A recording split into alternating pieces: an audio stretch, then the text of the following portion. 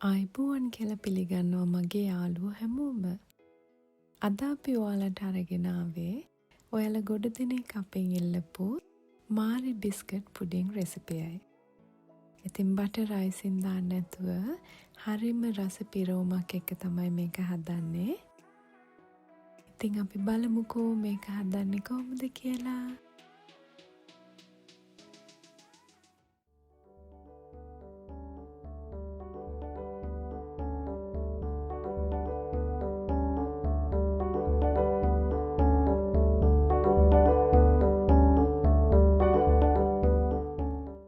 මුලින්ම මේ වගේ කස්ටර්ඩ් ක්‍රීම් එකක් හදාගන්න එක තමයි අපි කරන්නේ. මේකට පේස්ට්‍රි ක්‍රීම් එක කියලාත් කියනවා. ඉතින් හරිම ලේසි හදාගන්න. මුලින්ම මේ වගේ භාජනයක් අරගෙන ඒකට බිත්තර කහමද 3ක් මම දාගන්නවා. ඒ දැම්මේ සීනි ග්‍රෑම් 100ක්.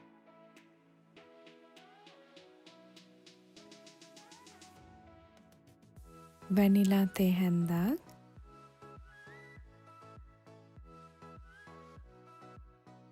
මේ දාගත්තේ කෝන් ෆ්ලවර් ග්‍රෑම් 60ක්. දැන් ඔක්කොම හොඳට කලවම් කරගන්න තියෙන්නේ.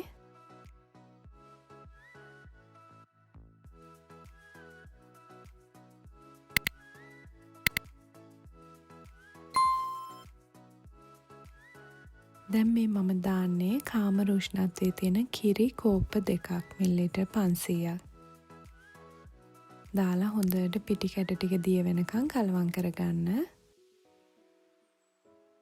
ඔයාලට කිරි දැම්මට පස්සේ කෝන් ෆ්ලවර් එක දාන්නත් පුළුවන්. එතකොට කලවම් කරගන්න ලේසියි.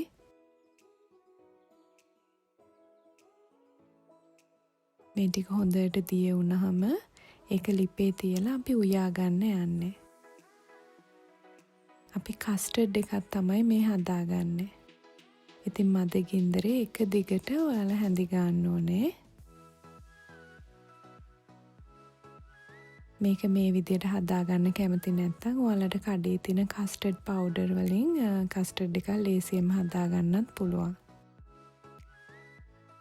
මේ වගේ විදිහක් දැනගෙන ඉන්න එක හොඳයි. ඒකයි මම මුලින් ඉඳලා දාන්නේ. ඉතින් ටික වෙලාවක් යනකොට අපේ මිශ්‍රණය ඝනකම් වෙනවා. එක දිගට කුරු ගන්න. දැන් ලිප ඕෆ් කරලා අපි ලිපෙන් බා ගන්න යන්නේ.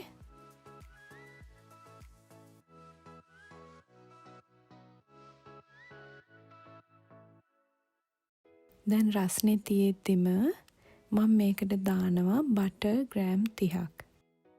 ඔයාලට මාජරින් දාන්නත් පුළුවන්. දැන් ඒක දිය වෙනකන් ආයෙ හොඳට කලවම් කරගන්න.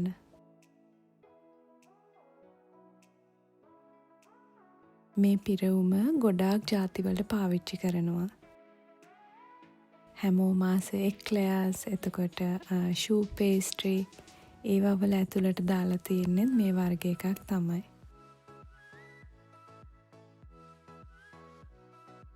ඉතින් දැන් හොඳට කලවම් වෙලා තියෙන්නේ. දැන් මම මේක ලන්ච් ෂීට් එකකින් වහලා මේ විදිහට උඩ වැදෙන විදිහට වහගන්න.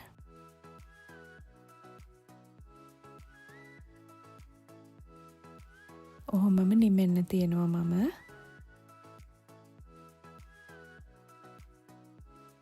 දැන් හොඳට නිමිලා තියෙන්නේ. දැන් මේක හැන්දකින් හොඳට කලවම් කරලා ගන්න. මොකද ටිකක් ඝනකම් වෙලයි තියෙන්නේ.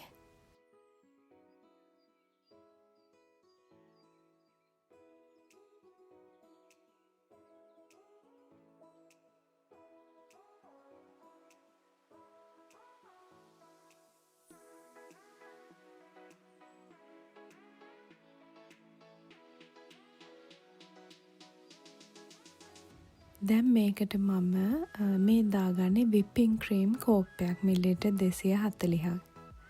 ඉතින් මේක තමයි හරිම විදිහ. ඔයාලට විපින් ක්‍රීම් හොයාගන්න අමාරුයි නම් ඔයාලට කිරි දාන්න පුළුවන්. කෝප්ප 3 කාලක් හරි කෝප්ප භාගයක් හරි.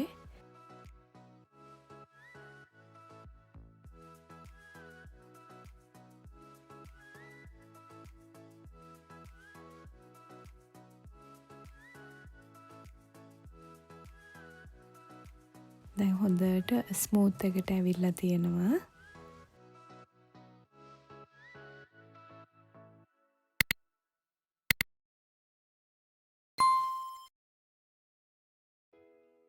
මේක විවිධ නම් වලින් හඳුන්වනවා. පේස්ට්‍රි ක්‍රීම් කියනවා, කස්ටර්ඩ් ක්‍රීම් කියනවා, වැනිලා කස්ටර්ඩ් ක්‍රීම් කියනවා. ඉතින් දැන් අපේ කස්ටර්ඩ් ක්‍රීම් එක රෙඩි. දැන් අපේ පුඩින් එක හදාගන්නයි යන්නේ. ඉතින් මම මාරි බිස්කට් අරන් තියෙනවා. මෙතන ග්‍රෑම් 300ක්. කිරි කෝප්ප කාලක් විතර මම අරන් තියෙනවා. මේ වගේ භාජනයක් මම ගත්තේ. මේකේ සයිස් එක දැන් දාලා තියෙනවා පල්ලෙහා.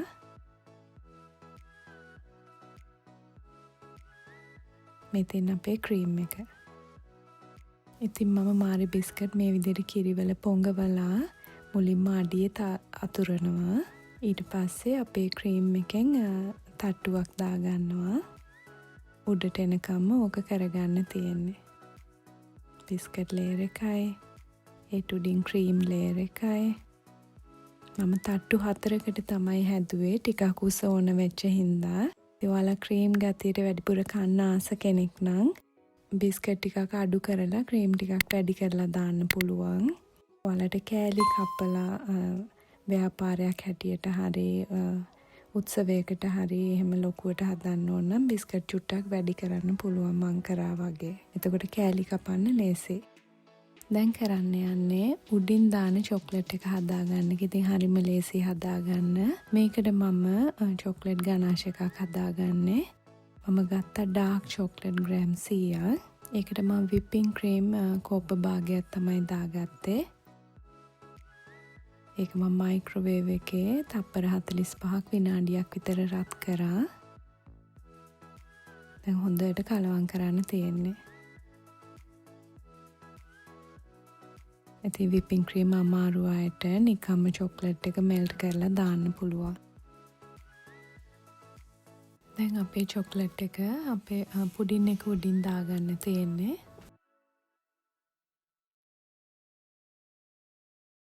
මම ටිකක් රස්නේ තියෙද්දිම තමයි උඩින් දාගත්තේ. ඉතින් මේ විදිහට තුනී කරලා ෆ්‍රිජ් එකෙන් ඔයාලට පැය කිහිපයක් තියලා ගන්න පුළුවන්.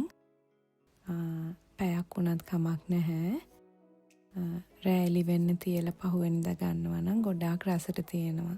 ඉතින් අරගෙන මම මේ උඩින් දාලා තියෙන්නේ මාරි බිස්කට් ටිකක් කුඩු කරලා. ඒක අත්‍යවශ්‍ය නැහැ. ඔයාලා කැමති ටොපින් එකක් දාගන්න පුළුවන්. ඉතින් පුඩින් එක හොඳට පේනවා දැන්. කපලා බලමුකෝ. ඉතින් බිස්කට් ටික හොඳට පෙඟිලා තියෙන බව පේනවා. මම මේ විදිහේ ලොකු කෑලි තමයි කැපුවේ.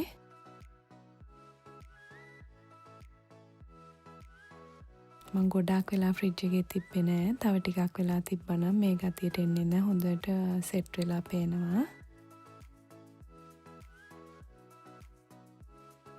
ඉතින් අපේ පුඩින් එක. මේ පුඩින් එක හරිම රසයි. ඉතින් ඔයාලත් හදලා බලලා අපිට කමෙන්ට් එකක් දෙන්නකෝ.